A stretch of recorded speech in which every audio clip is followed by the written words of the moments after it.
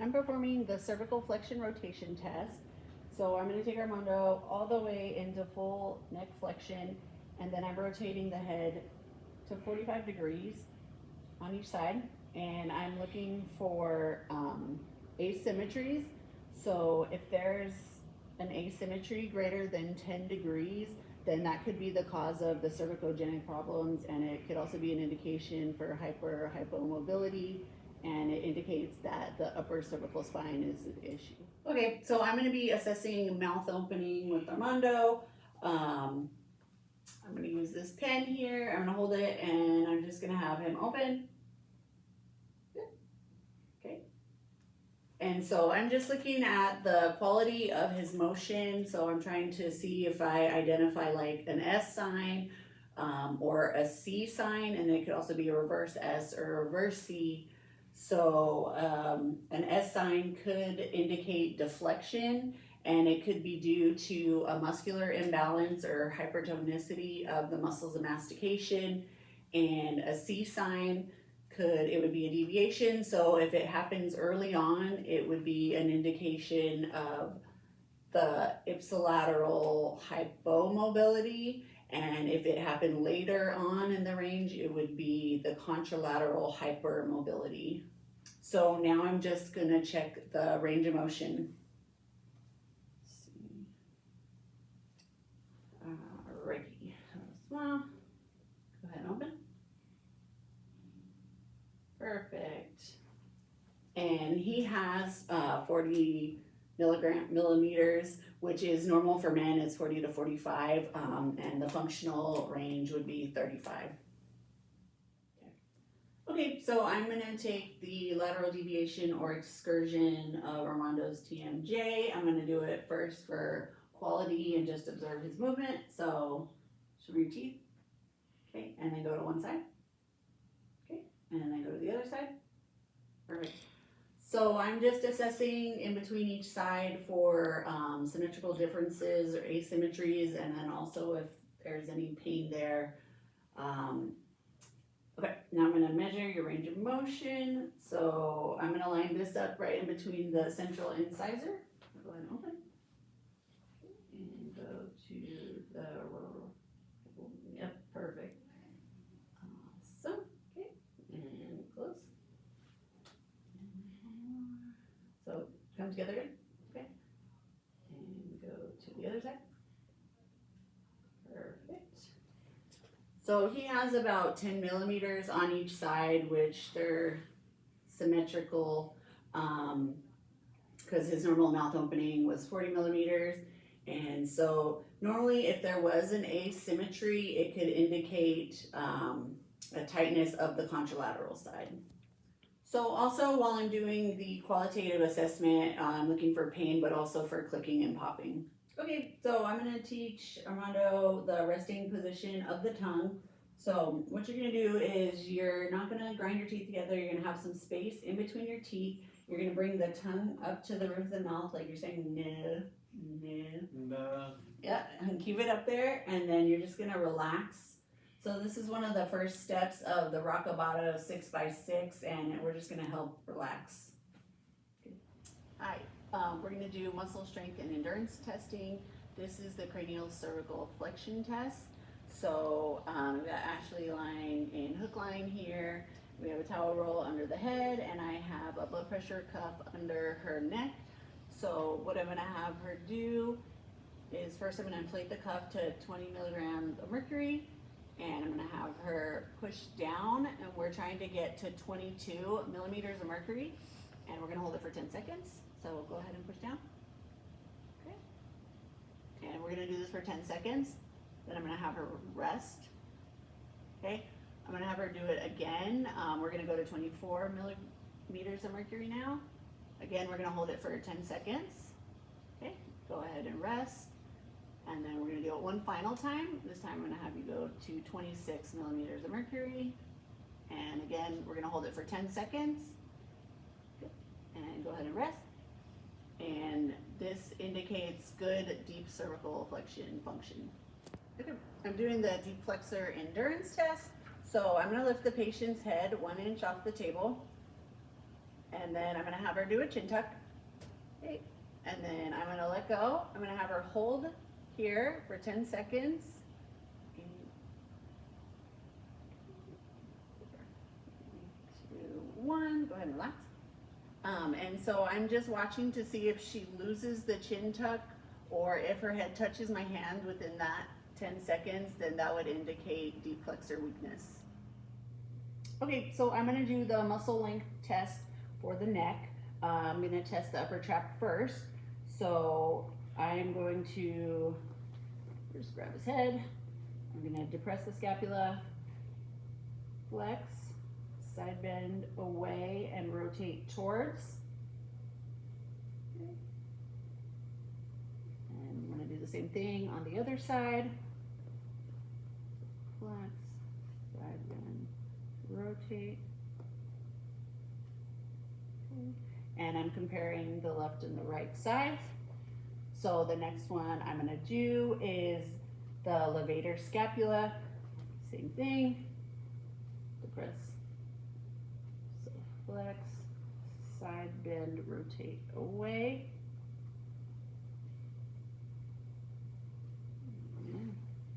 Comparing left and right side. Rotate. Also looking for asymmetries between left and right, or reproduction of the patient's comparable sign. Okay, so I'm gonna do the muscle length test for the sternocleidomastoid. I'm gonna stabilize the clavicle, extend, side bend, and rotate. Okay, and I'm gonna do the other side. Same thing, stabilize the clavicle, extend, side bend, and rotate. And again, I'm looking for asymmetries between left and right side, or also reproduction of the patient's comparable sign. Okay, so instead of doing a muscle length test for the scalenes, I'm gonna have the patient do an active stretch. And we don't wanna do this because if they do have thoracic outlet syndrome, they're able to stop when they feel the symptoms in their hands. So to stretch the middle scalene, I'm gonna have you hold on to the chair with that side. Okay, and then we're gonna bring this hand around to the head, and we're just gonna go straight ear to shoulder. Okay. And it looks good. We'll try the other side. And again, we're gonna compare the left and right to try to identify any tightness or strain of sprain caused by pain. Good. So for the posterior trap, I'm going to have you hold on to the chair. You said scale trap. Sorry, posterior scaling, excuse me. Hold on the chair. Okay, you're going to bring that arm up and over, and you're going to kind of look down toward your armpit. There you go, and then gently pull that down. Go to the in range. Okay, same thing on the other side. And then for the anterior scaling, I'm going to have you look up and back that way. And same thing for here. This hand's going to go behind the back. There you go. And this hand's going to come around and gently stretch. So same thing, we're looking at symmetry between the left and the right side, or identifying if there's any causes of the patient's complaints of pain. So the next test I'm going to do our upper cervical ligamentous test, the sharp purser test. You would do this with individuals that had a history, like a story of trauma, or if they had any systemic inflammatory conditions like RA. And I am going to palpate for the C2 spinous process. I'm going to use a pincher grasp on that. I'm going to have the patient slightly flex your chin, and then I'm going to apply a posterior force, and I'm stressing the transverse ligament. We want to make sure that that's stable enough to move forward with treatment. And if I did feel a clunk or excessive motion, that would be a positive test, and I would want to refer this patient out. Okay, so the next test I'm going to do is the alar ligament stress test. I'm going to find the spinous process of C2. I'm going to do the pincher grasp on it, and I'm going to laterally flex the neck, and as I move it, I can feel the C2 spinous process move, which is a good sign. So a positive finding would be if he's moving the neck and I don't feel the movement. We can also do this with rotation. Okay. And as he rotates, the C2 spinous process is moving. So a positive finding could be reproduction of the 5 Ds, which is dizziness, diplopia, dysphagia, dysarthria, or drop attack. And then also if I get excessive motion, like greater than 30 degrees of rotation without movement of the spinous process. So if any of the upper ligamentous stress test or the sharp purser are positive, you would want to give that patient a cervical collar and refer them to see their doctor immediately. So the next test I'm going to do is the distraction test, and this is a symptom relief test, so he has to have some type of radicular pain already.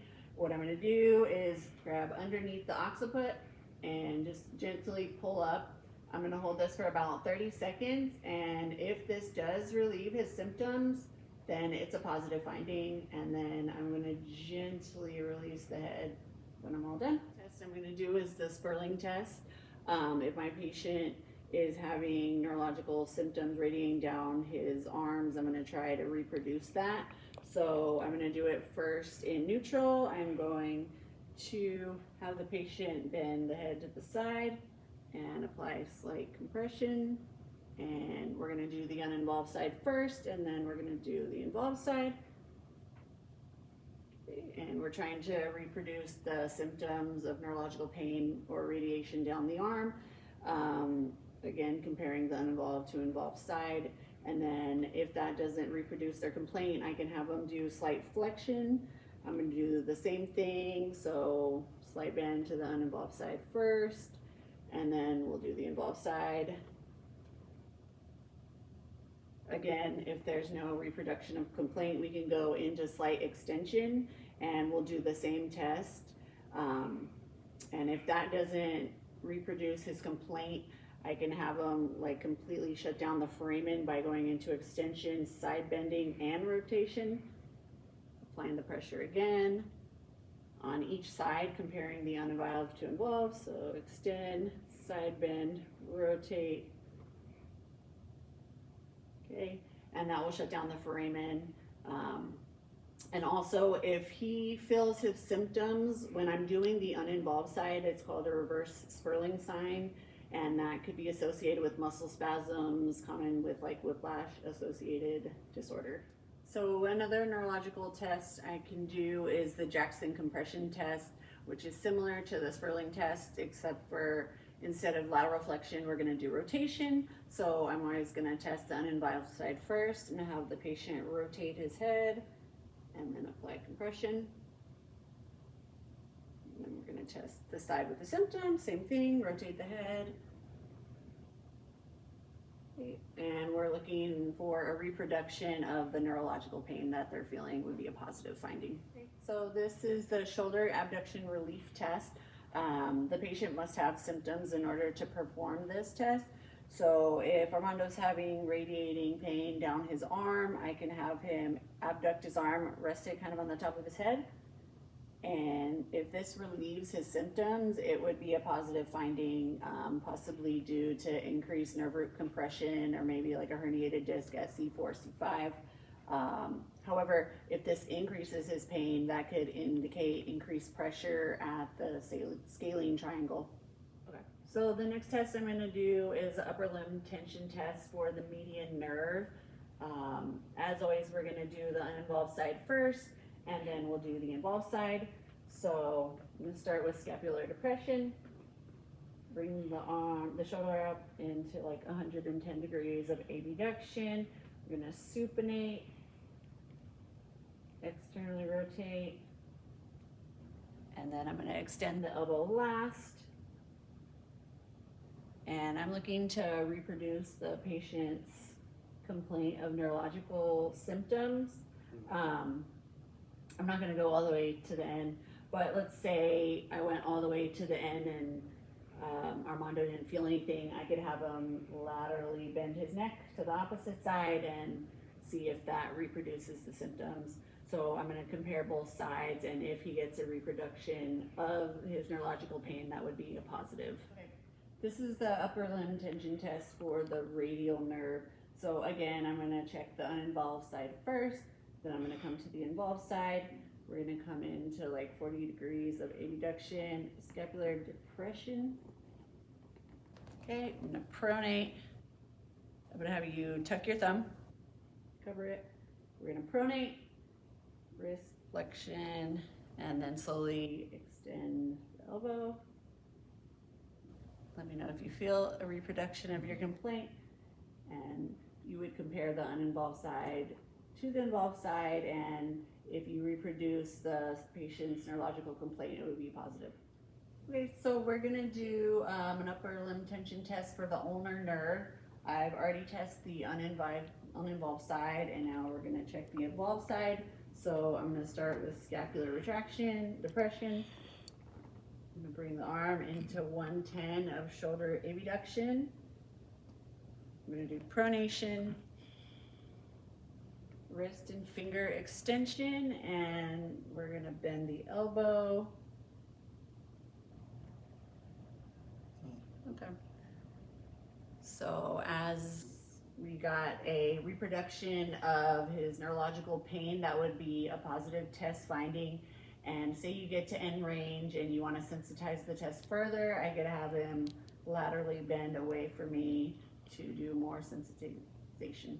Okay, so the next test I'm going to do is the Lermite sign. It's a test for upper motor neuron or cervical myelopathy. So I'm going to have the patient sitting in long sitting. I'm going to have him flex the cervical region, and then I'm going to passively flex the hip here.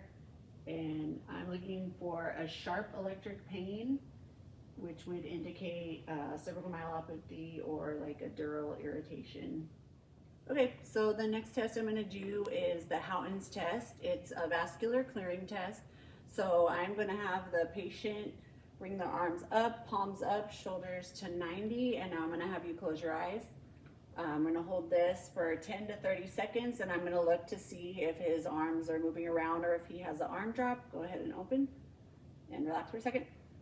So I'm trying to distinguish between a vascular versus a non-vascular issue. So if he did have the wavering of the arms or a drop, that would indicate a non-vascular issue. So now we're going to do the same thing. Bring your arms up to 90, and now I'm going to have you look back and over towards me in side bend. And now close your eyes. So same thing again, we're gonna do this for 10 to 30 seconds. Again, I'm looking for a drop in the arm or just a wavering in the arm. Go ahead and relax. I'm also looking for the 5 Ds, so any dizziness, diplopia, dysarthria, dysphagia, or a drop attack, and that would indicate a positive. So with the head back into and rotated, it would be a vascular issue because we're occluding the vertebral artery.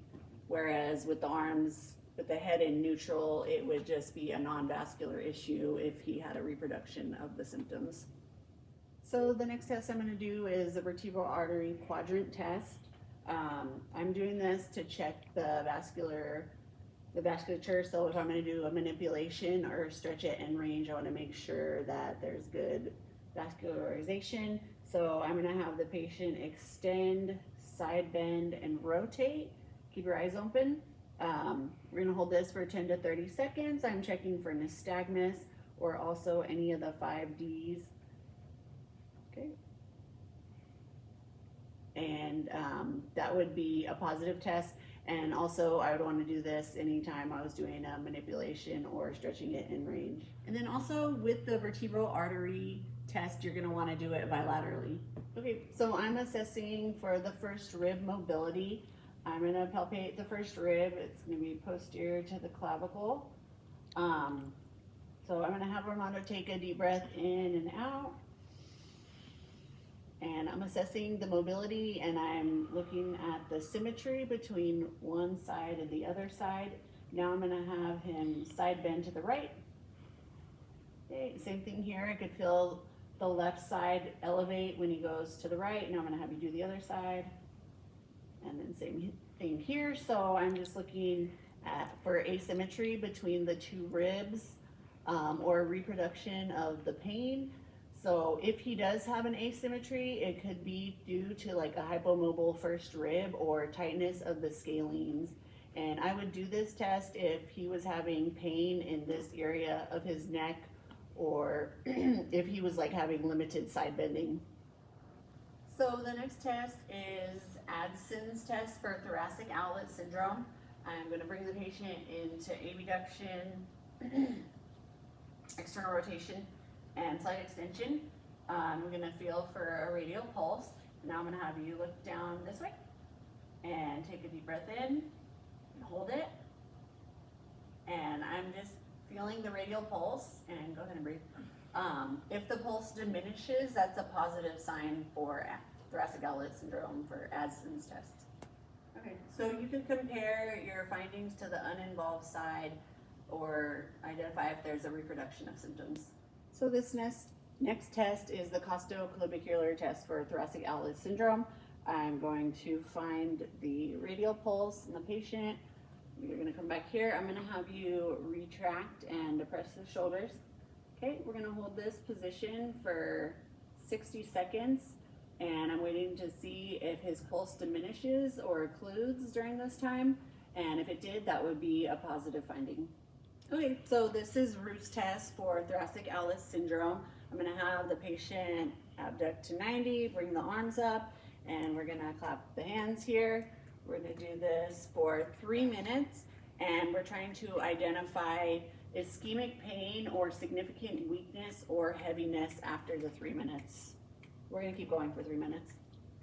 So the positive findings would be ischemic pain, significant weakness or heaviness. So this is the Wright or Allen test for thoracic outlet syndrome. I'm going to have the patient abduct the arm, externally rotate. I'm going to check the radial pulse here. I'm going to have you look away.